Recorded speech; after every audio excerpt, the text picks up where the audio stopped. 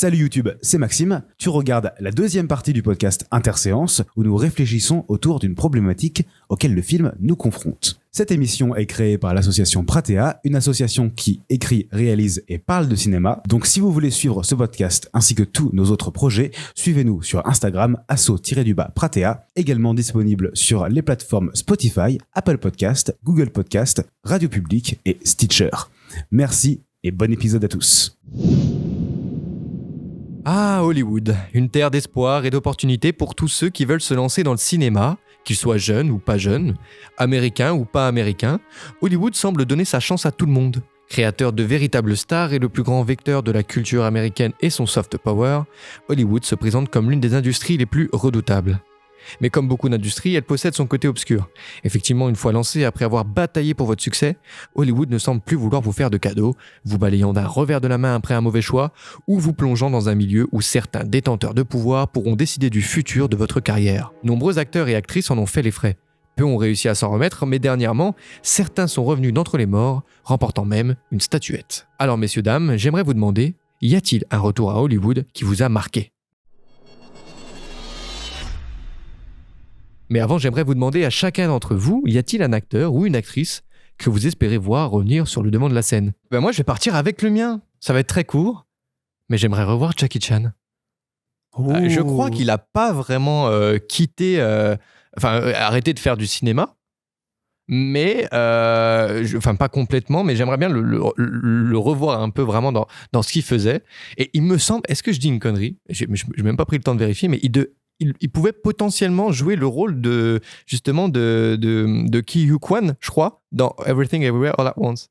Si je dis pas de conneries. Alors il aurait pu potentiellement jouer dedans, il me semble. C'est assez maladroit de ma part, je pense, mais dès que j'ai vu le film... non, c'est pas maladroit, je sais ce que tu vas dire. Il n'y a rien de maladroit là-dedans, on y a tous pensé. J'ai un peu pensé à Jackie Chan, évidemment, parce que il est l'incarnation de l'acteur de Kung Fu chinois. Oui, et que c'est une représentation mais totalement, voilà, qu'on a et That's racist.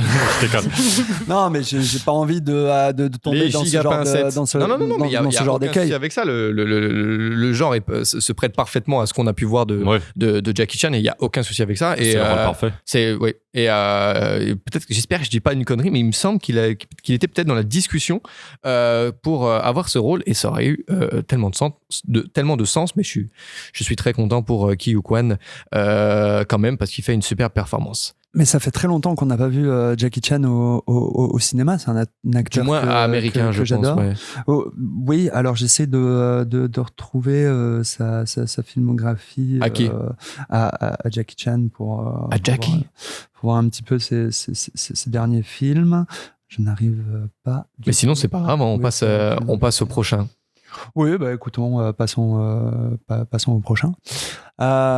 Diams, ça compte. Voilà, je serais donc Jonathan, tu aimerais revoir Diams. Voilà, tout à fait. J'aimerais beaucoup. Elle a fait un documentaire dernièrement sur elle. Ouais. Je l'ai pas vu. Mais on a entendu parler au moment où c'était en projet, mais on l'a pas vu le documentaire. On est d'accord, oui, c'est ça. Il est passé. Je sais pas s'il est sorti, mais je l'ai attendu et j'ai pas vu d'infos. Enfin, j'ai pas cherché non plus, mais j'ai pas vu d'infos dessus. Ouais. Pareil. Depuis les annonces, quoi. Il y a un personnage que j'aimerais bien voir revenir. Est-ce que tu as un acteur ou une actrice ? J'ai un acteur. Je sais pas si j'ai spécialement envie de le voir revenir au cinéma, mais ce serait beau qu'il sorte un petit peu de ce dans quoi il est englué depuis son apparition au cinéma. C'est Mark Hamill. Le cas Mark Hamill. Son dernier film, c'est The Last Jedi ou pas ? Ah bah oui, c'est The Last Jedi et sinon c'est The Mandalorian. Ok, un bon acteur du coup. Mais voilà, c'est ça c'est peut-être pour ça que il fera jamais de retour. Non mais je suis assez d'accord avec Nina. Je trouve pas que ce soit un acteur extraordinaire, mais je trouve qu'il mériterait d'être vu dans un peu autre chose que Star Wars. Il fait quelques apparitions dans la série The Big Bang Theory. Bon, il reste dans son rôle encore encore une fois. Voilà, je trouve que c'est un peu une tragédie des acteurs en général qui restent un petit peu cantonnés dans leur personnage. Moi, j'ai vraiment adoré tout ce qu'il a fait en tant que voix du Joker, moi. Ah, il a été la voix du Joker. Oh là là. Mais dans quoi? Jonathan. Mais bien sûr, dans les dessins animés et dans les jeux Arkham. Ah. Et oui, il fait un super travail d'ailleurs. Mais c'est pas son image, tu vois, c'est pas son physique qu'on retrouve. Voilà. On pense à Luke Skywalker, bien sûr, mais je veux dire, il est extrêmement connu aussi pour faire cette voix-là. Ah, je savais pas. Et il fait un travail d'ailleurs phénoménal. D'accord. Très voilà. Et ben, joue au jeu Batman Arkham, regarde les dessins animés si tu as le temps, mais il fait un travail phénoménal. Tu le savais, toi, Nina? Non. Et ben voilà. Et c'est toi qui viens de dire juste avant c'est un mauvais acteur. Bah, je l'ai vu en tant qu'acteur. Je rigole, j'ai pas tant. Pas le même métier. Tu joues quand même, même si t'as pas l'image, c'est vrai, mais tu joues. Peut-être que toi, Nina, tu as pensé à un. Bah, du coup, là, je suis prise de court, mais oui, effectivement, ça doit être le thème. On parlait de Jackie Chan juste avant. Moi, il y a une actrice qui, je pense, est l'une des plus grandes actrices de tous les temps. C'est Maggie Cheung. Je sais pas si vous connaissez cette actrice. Oui. Qui a joué dans In the Mood for Love, qui est forcément une inspiration pour Everything Everywhere All at Once, film de Wong Kar-wai, grand réalisateur hongkongais. Et c'est une actrice qui a beaucoup joué dans des films dans les années 80, quelques films de kung-fu, avec Michelle Yeoh d'ailleurs dans The Heroic Trio, qui est un super film de kung-fu, super film d'action, qui est un magnifique film, qui est les Totally Spies en fait, mais en version hongkongaise, et c'est un super film. Et que moi j'adore cette actrice, c'est vraiment une actrice que j'aime énormément, qui a joué donc dans In the Mood for Love, qui est un très très grand film qu'il faut que vous voyez absolument si vous l'avez pas vu. Qui a joué également dans le film Hero de oui, tout ça c'est de Zhang Yimou, ouais. De Zhang Yimou, et qui est un de mes films d'arts martiaux préférés. C'est un film magnifique, ouais. Elle joue la disciple de ou la. Je crois alors j'ai un vague souvenir de Hero, mais elle joue un personnage. Est-ce qu'elle joue un petit peu plus le personnage de Lune ou non au placé, donc c'est vraiment elle fait partie des trois mercenaires qui attaquent le il me semble, si je dis pas de bêtises, mais je l'ai vu une fois il y a longtemps et elle est incroyable, elle est vraiment d'une grâce à l'écran, elle a un jeu je trouve magnifique, et oui tout à fait ouais, complètement.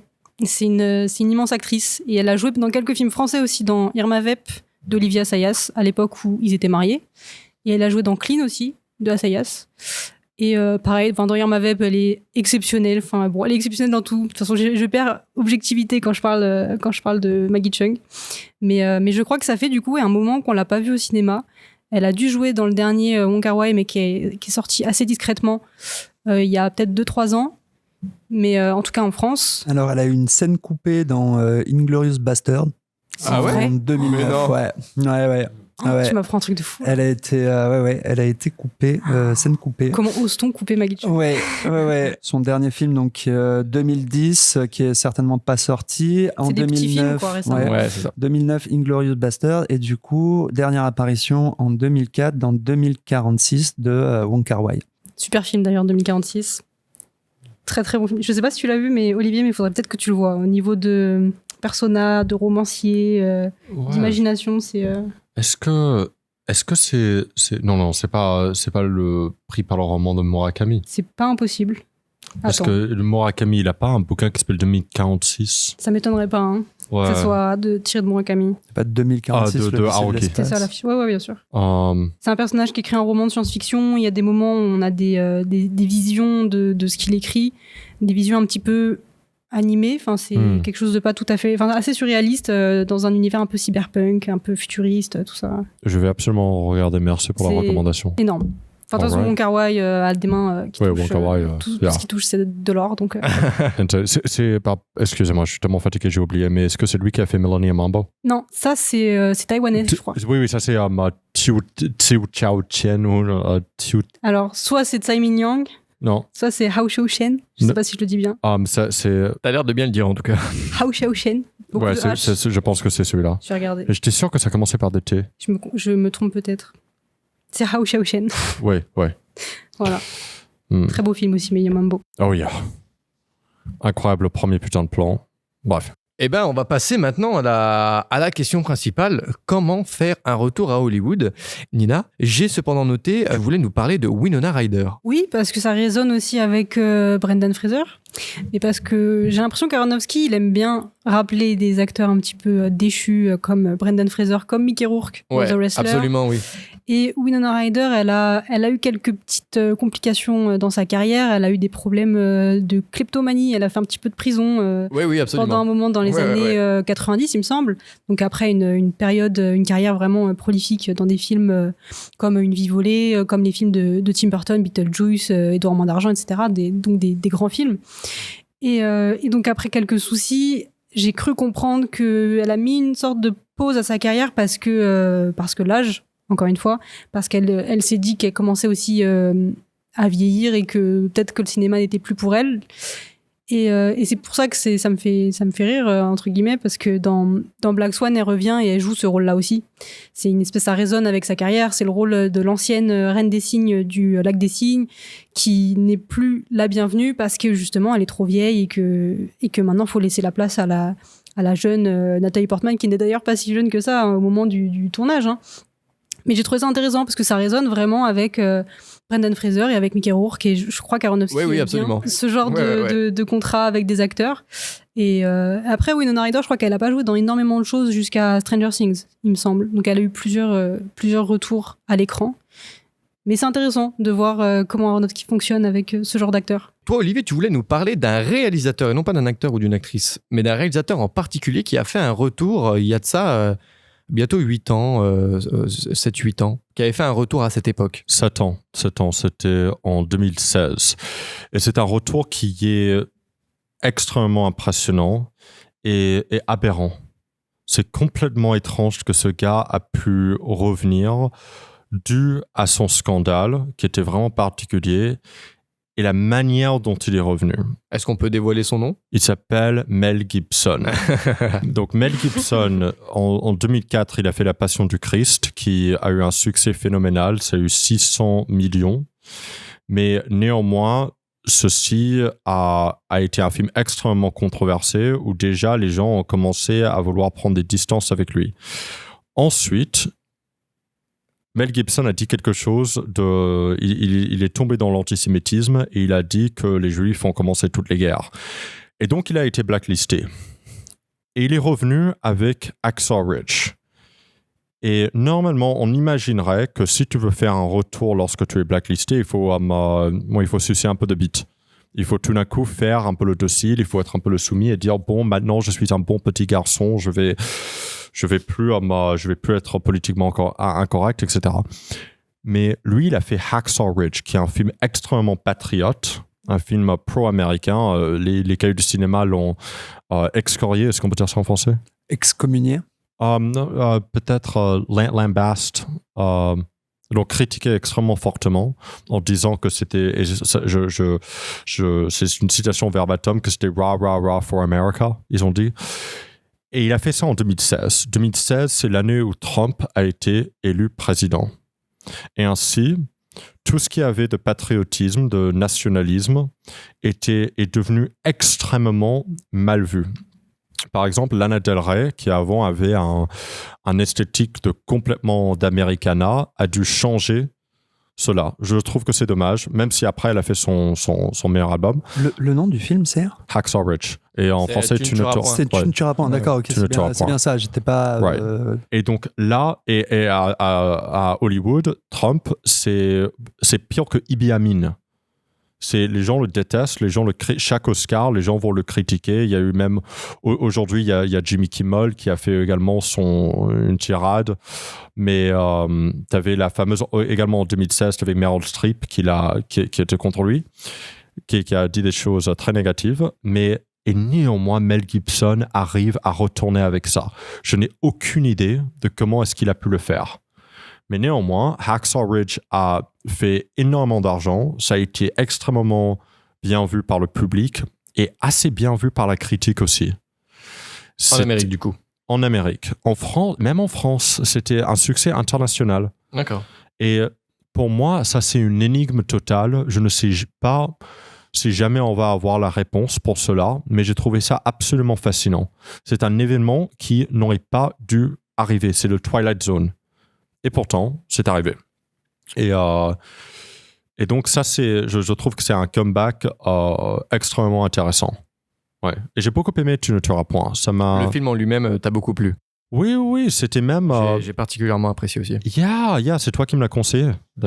C'est possible. Ah oui, tu l'avais pas vu parce que... Je l'avais vu et j'avais... Mais c'était quand ça avait sorti et à l'époque, j'avais une mentalité très différente. Et donc, moi, j'avais vu ça comme étant de la gratuité. Toi, tu m'as dit, regarde-le. Donc, j'ai dit, OK. Oui, effectivement, oui, ça me revient, oui. Et putain, je t'ai envoyé plein de voicemails sur Insta par rapport à ce film. Ça m'avait énormément touché. C'était il y a quoi, ça, je dirais que ça fait 2 ans, ouais. 2 ans. Que tu as du coup fait ce revisionnage. Ouais, c'était même, tu sais, c'était rafraîchissant. On voit rarement, en fait, des films... j'ai pas envie de dire nationalistes, mais qui sont très patriotes. Qu'on ont un certain confort avec ça et qui n'ont pas de trucs qui ne cachent rien. Je trouve The Wrestler est pas loin de ça. Ah ouais? Parce que il met vraiment en avant une Amérique peut-être assez patriote dans au niveau de la représentation du personnage principal qui est très dans l'américain peut-être blanc texan et limite je m'attendais vraiment à ce qu'il y ait la chanson Born in the USA dans le film, donc musique de Bruce Springsteen qui dénonce justement beaucoup de choses vis-à-vis de l'Amérique, mais qui est repris par des nationalistes aux États-Unis comme une hymne au patriotisme. Je trouve ça extrêmement drôle. Ouais, parce on adore Bruce Springsteen. Oui, on aime beaucoup. On adore Bruce Springsteen. Et il y a une différence entre le patriotisme et le chauvinisme. Dans la mesure où tu peux être patriote et néanmoins avoir et reconnaître les défauts immenses de l'Amérique. Ça peut être aujourd'hui comme ça peut être les crimes de l'humanité du passé. Hein. Mais on peut par exemple le reconnaître et dire quand même un peu fier d'être un des premiers à par exemple par exemple on a fait de l'esclavagisme, on a eu de l'esclavagisme, on a eu Jim Crow, on a eu le redlining, donc ça c'est des crimes contre l'humanité qui vont nous hanter pendant très longtemps et c'est bien mérité, mais en même temps on a fait gagner une guerre civile pour annuler ça et on était un des premiers à l'abolir. Et donc ça, c'est une raison d'être patriote, même si on reconnaît le quasi-génocide que nous avons fait. Tu vois, genre c'est pour énormément de pays. Je pense que, je sais pas, les Arabes peuvent être fiers du printemps arabe, par exemple. Et c'est pas comme si le Moyen-Orient a eu un passé, on va dire, pacifiste et irénique. C'est vrai. Mais donc pardon j'ai digressé là-dessus, mais c'est pour dire que je dirais que dans les années 90 ce patriotisme était assez redondant et faisait chier. Ouais. It was like de dire rah américain. 80 ou 90? J'aurais pu s'imaginer les années 80, mais je dirais que les années 80 c'était un rebondissement des années 70 où là on a véritablement dit le mal vient de l'intérieur des États-Unis. Dont Massacre à la tronçonneuse et tout ça. Et donc, on a fait un rebondissement dans les années 80, mais dans l'époque des annes 90, genre Braveheart, genre, il y a le même. Right, il y a un moment, et ça c'est très intéressant, parce que ça, c'est Mel Gibson. Mais il y a un moment où tu te dis, mais les gars, ça, on rentre dans le chauvinisme, et c'est bien de faire de la critique de soi, parce que c'est ça le cinéma intéressant. Le cinéma intéressant n'est pas, il n'y a pas de scotomisation, il n'y a pas de idéalisation, c'est que l'art est intéressant lorsque ça traverse dans la noirceur et dans les défauts et qui n'a pas peur de le dénoncer. Aujourd'hui, on a fait un rebond et on va dire le Hollywood est extrêmement libéral et progressiste et très gauchiste, et donc d'avoir des rares exceptions, je trouve ça car c'est rare, un équilibre quasi nécessaire. Ça c'est de l'ère nouveau. Ouais. J'entends. Ok, d'accord. Yeah. Très bien, je te remercie. Jonathan, est-ce que tu avais un retour d'acteur ou de film particulier à nous partager? Absolument aucun. Eh bien, merci à vous de nous avoir fait redécouvrir ces acteurs, actrices et réalisateurs. On va pouvoir désormais passer à la recommandation du mois.